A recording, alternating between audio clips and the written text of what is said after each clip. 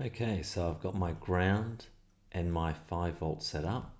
I've got my resistors in parallel with the ground for my 2 digital buttons here. I've got my next wires ready to be able to attach up for my analog signals as well. So if we have a look, and you can again just see it within there, the next one down is our VRX. So that's the X going back and forward, and the Y will be up and down. So somewhere making a note of what color you use for each one is probably really useful. So I'm going to maybe start with a white in there. That's going to be the hardest to get to next. And I can probably reduce the length of that wire a little bit to make my life a bit easier as well. So I'm going to trim that off. I don't need much off the end of this. I'm going to tin that one. So, well, again, same process. Make sure the tip is shiny. Add a little bit of solder to him. And then from the back, and bring a little bit of solder onto that. So I should already have some solder on there. So this is now the challenge of trying to get him to stay in place. This is where your helping hands can be useful. I'm just unfortunately not at the best place to be able to do that at the moment. So if you don't get it well, you can always try again. So a little bit on the tip.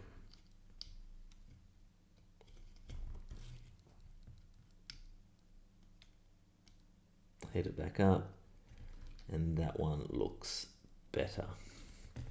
Awesome, so that one's there. Again, I'm probably going to check each of these as I go through, so I might spread these a little bit so it makes it easier when I get to each of them, but let's just trim a little bit off the ends there.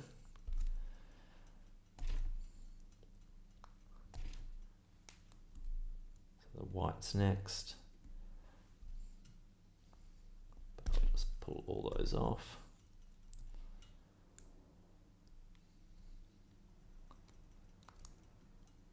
And if you need to, you can always take a little bit more of that off at the moment.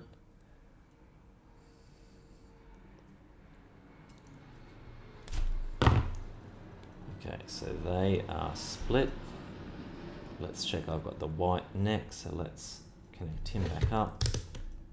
I might just leave him running in the background, so I can get that one. So he's there. And I want that white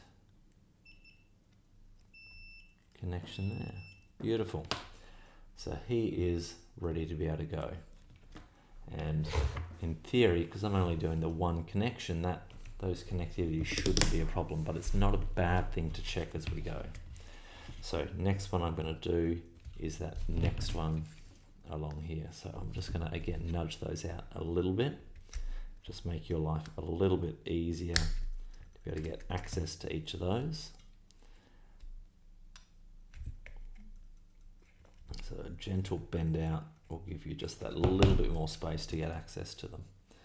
So he's there. Let's get on to, maybe I'll do the yellow next. So again, getting him through, work out about the distance I need. Trim that off. We should be fairly confident with this process by now. Oh. Okay. So that's there. Add a little bit of solder to him.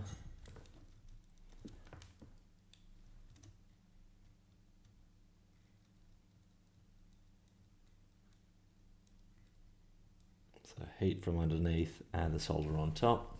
I should already have a little bit on this guy already.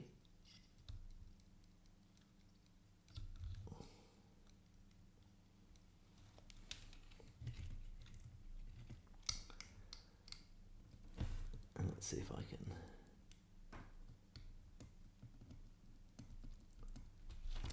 So you can always use a set of pliers to help hold it in place instead of your fingers if they start to get a bit warm. because if you take too long, the wire does obviously transfer that heat and gets pretty warm pretty quick. That one's okay. It's probably not ideal if I'm trying to use that push button as well, because it looks like it's almost transferred across there.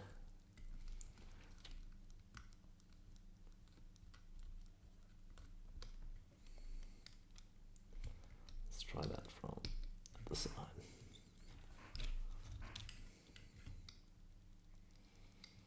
So it's really important that you don't let those wires cross over and touch the other pins, because obviously the signal is not going to work then, because it'll go across.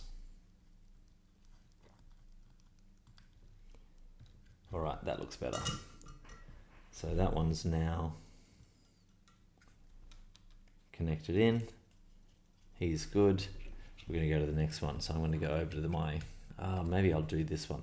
That's going to be a tighter one to try and do. I might do a brown over here. So I'm going to bring the brown. He can be nice and short. Trim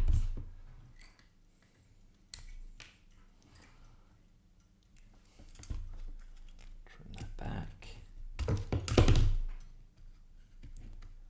Okay. Add that solder to him.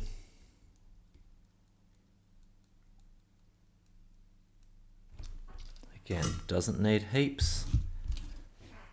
I've already got solder on that guy, so we're going to try and bend him down, get him in place. Well, he's kind of sitting there as it is. So let's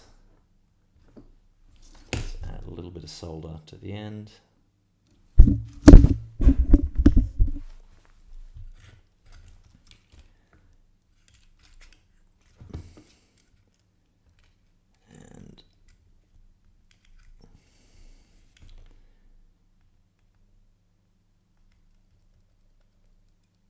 There he goes.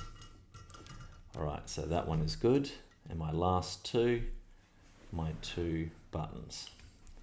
So I'm going to, again, trying to get this a little bit closer over. So I'm going to trim some of that wire off, because obviously the less wire I have exposed, the less chance of getting shorts. So let's just strip both of those off at once. And then I need to shorten them just a little bit. So now let's add solder to each end of those. So a little bit on that one. Beautiful.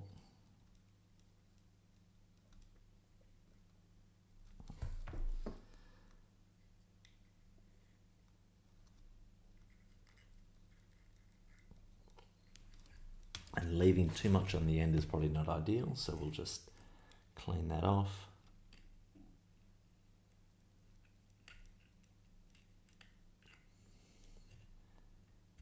And that was almost there.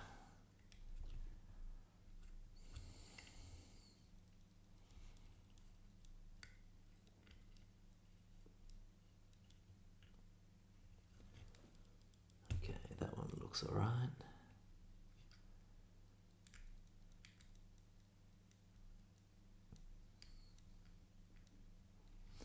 A little bit more on that one,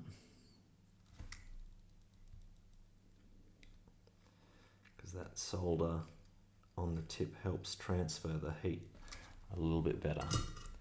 Alright, so that is the back of my circuit ready to go.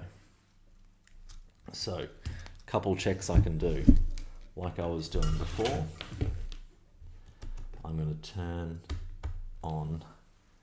Now this will probably need to be the resistance through here if I start to move it, but let's try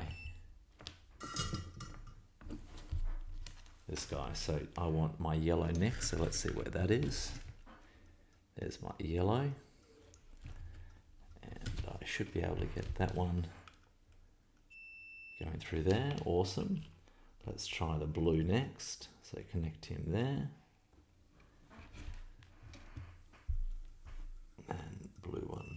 there. Awesome.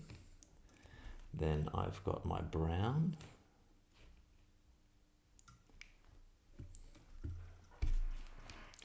All the way under there, so he's connected.